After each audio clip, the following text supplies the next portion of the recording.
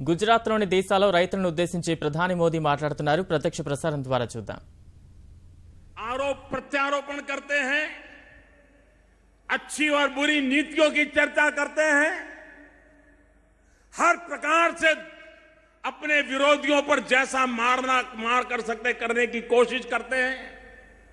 सभी दल करते हैं. भारतीय जनता पार्टी भी करेगी, कांग्रेस भी करेगी, बाकी सब छोटे मोटे दल भी सब करते हैं. लेकिन सभी पार्टियां एक काम जरूर करती है. क्या? मतदाता सूची को ठीक करना, अधिकतम लोग मतदान करने आए इसकी चिंता करना, मतदाताओं को कैसे बटन दबाना वो सिखाना सभी दल करते हैं.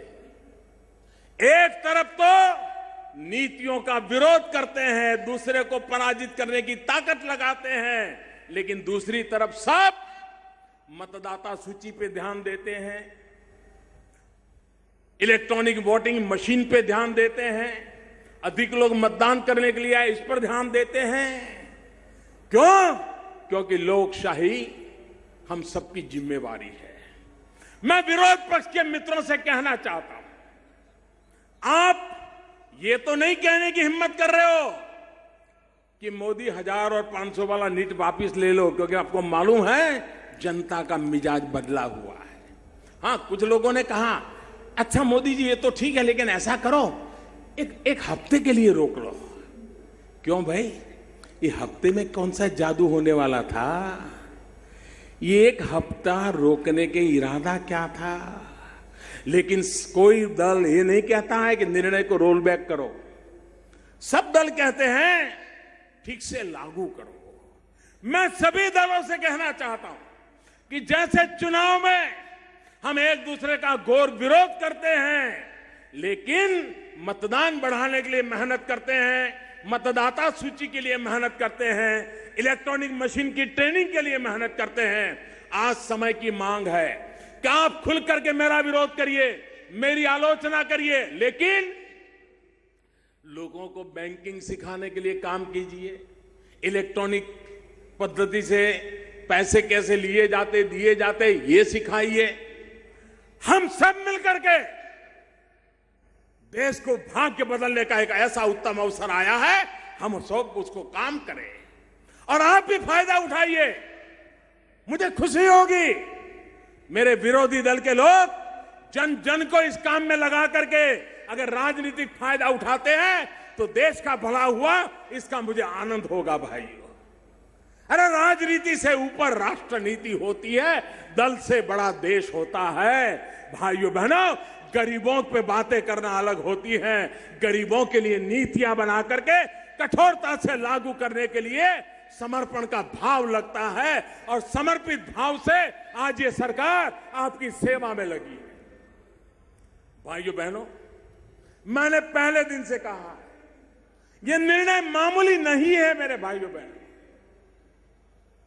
बहुत मुश्किल बड़ा निर्णय है, कठिन निर्णय है, और मैंने कहा था बहुत तकलीफ पड़ेगी, मैंने कहा था मुसीबत आएगी, और 50 दिन ये तकलीफ होगी ही होगी, और तकलीफ रोजमर्रा थोड़ी बढ़ती भी जाएगी, लेकिन 50 दिन के बाद मैंने हिसाब किताब लगाया है, वो एकदम से धीरे धीरे धीरे धीरे करके पहले जैसी स्थिति की तरफ आगे बढ़ेगा. 50 दिन तक ये कठिनाइयां रहने वाली है. 50 दिन के बाद आप ही देखेंगे कि धीरे धीरे धीरे आपकी आंखों के सामने परिस्थितियां सुधरती नजर आ जाएगी. भाइयों बहनों, देश भ्रष्टाचार से मुक्त करने का एक महत्वपूर्ण कदम है. और कुछ लोग आपने देखा होगा इन दिनों सरकार बराबर पीछे लग गई है.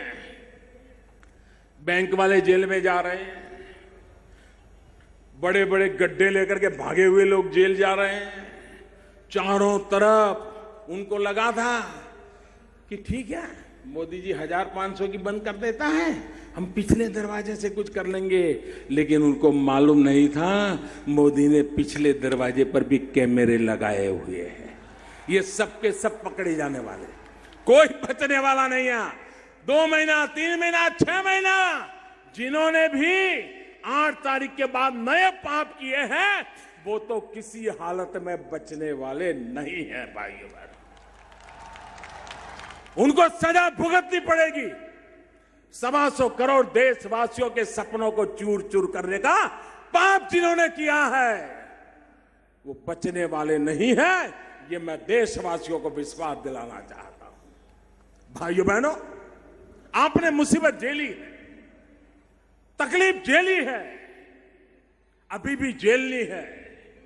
आपका आशीर्वाद देश के लिए, और जो लोग कहते हैं ईमानदार लोग लाइन में खड़े हैं, ईमानदार अपने लिए नहीं खड़ा रहता है, वो देश के लिए खड़ा रहता है। भाइयों बहनों, वो देश के लिए खड़ा रहता है।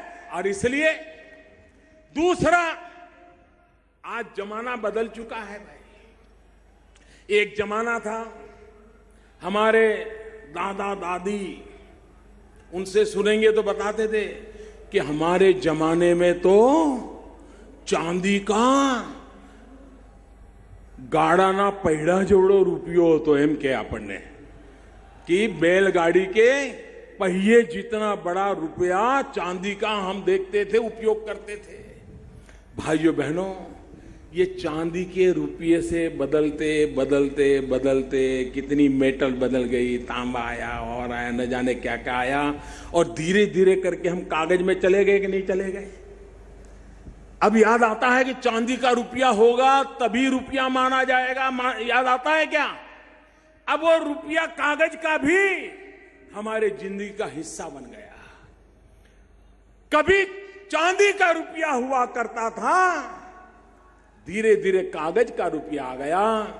भाइयों बहनों, अब वक्त बदल चुका है। अब तो आपके मोबाइल फोन में ही आपका बैंक आ गया है, आपका बटवा भी आपके मोबाइल फोन में है। आप चाय पीने जाएं, बटन दबाए, चाय वाले को पैसा पहुंच जाएगा, रिसीट मिल जाएगी।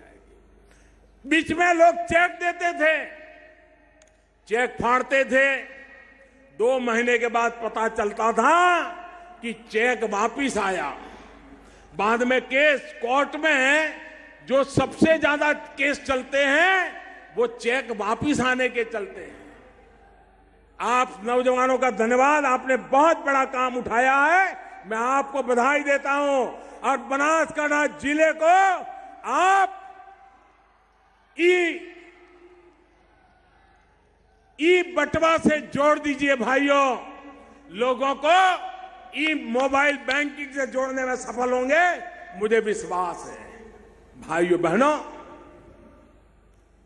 हम जानते हैं कि अब वो कागज की नोटों का भी जमाना पूरा होने जा रहा है। अब तो आपके मोबाइल फोन में आपकी बैंक है। एक बार बैंक में जमा हो गया, आपको बैंक में कतार में खड़े रहने की जरूरत नहीं है, आपको एटीएम के बाहर लाइन लगाने की जरूरत नहीं है, आपको टाइम बर्बाद करने की जरूरत नहीं है। अखबार में एडवर्टाइजमेंट आता है, टीवी पर एडवर्टाइजमेंट आता है, आप अपने मोबाइल फोन से अगर आपके पैसे बैंक में पड़े हैं तो आप अपने पैसों का जो खरीदना खरीद सकते हैं। चेक तो बाउंस होता था, इसमें तो जैसे ही पैसे दोगे तो सामने रिसीट आ जाता है, पैसा मिल गया या पैसा पहुंच गया। कोई बाउंस होता ही नहीं, वहीं पता चल जाता है कि रुपया गया कि नहीं गया। भाइयों बहनों, हिंदुस्तान दुनिया में तेज गति से आगे जाना चाहता है। ये नोटों के बंडलों के ढेर, ये नोटों के पहाड़ हमारे अर्थतंत्र को दबोच रहे हैं। काले धन और भ्रष्टाचारियों को वो काम आ रहे हैं। गरीब की ताकत कम हो रही है। जैसे 1000 की नोट की कीमत थी, 100 की नहीं थी, अमीर की थी, गरीब की नहीं थी। आज गरीब की भी ताकत बढ़ गई है, 100 के नोट की भी ताकत बढ़ गई है। और अगर आपने ई बटवा कर लिया, बैंकों की कतारें खत्म करके बैंक को ही अपने मोबाइल में ले गए, आपको बैंक की कतार में जाने की जरूरत नहीं, बैंक आपके मोबाइल की कतार में खड़ी हो जाएगी। मैं आपसे आग्रह करता हूं, मैं देशवासियों से आग्रह करता हूं, मैं मीडिया के मित्रों से विशेष प्रार्थना करना चाहता हूं। मोदी की आलोचना करना आपका हक है, आप जरूर कीजिए। कतार में जो खड़े रहे हैं, उनको तकलीफ हो रही है, वो आप दिखाते हैं, मुझे कोई शिकायत नहीं है। लेकिन साथ साथ आप ये भी सिखाइए कि अब कतार में खड़े रहने की जरूरत नहीं है, बैंक आपके मोबाइल फोन की कतार में खड़ा हो जाएगा। बैंक वाला आएगा कि मुझे आपके यहां रख लो। वो दिन आ सकते हैं, टेक्नोलॉजी उपलब्ध है, व्यवस्था उपलब्ध है। भाइयों बहनों, अब देश भ्रष्टाचार सहन नहीं करेगा, अब देश जाली नोट सहन नहीं करेगा, अब देश काला धन सहन नहीं करेगा। गरीबों को लूटने का खेल, मध्यम वर्ग को शोषण करने का खेल अब नहीं चलेगा। और इसलिए मुझे आपके आशीर्वाद चाहिए। खड़े रह करके दोनों हाथ से ताली बजा करके मुझे आशीर्वाद दीजिए। मेरे गुजरात के भाइयों बहनों, मेरे डीसा के भाइयों बहनों, आशीर्वाद दीजिए, पूरे ताकत से आशीर्वाद दीजिए। भारत माता की, भारत माता की, भारत माता की। ये लड़ाई भारत का भाग्य बदलने की है। ये लड़ाई भ्रष्टाचार को खत्म करने की है। ये लड़ाई काले धन का खात्मा बुलाने के लिए है। ये लड़ाई जाली नोटों से देश को मुक्त कराने की है। और उसमें इस बनास की धरती ने मुझे आशीर्वाद दिए। मैं आपका बहुत बहुत आभारी हूं, आपका बहुत बहुत आभारी हूं। फिर से बोलिए, भारत माता की। पूरी ताकत से बोलिए, पूरा देश सुन रहा है। भारत माता की, भारत माता की। बहुत बहुत धन्यवाद।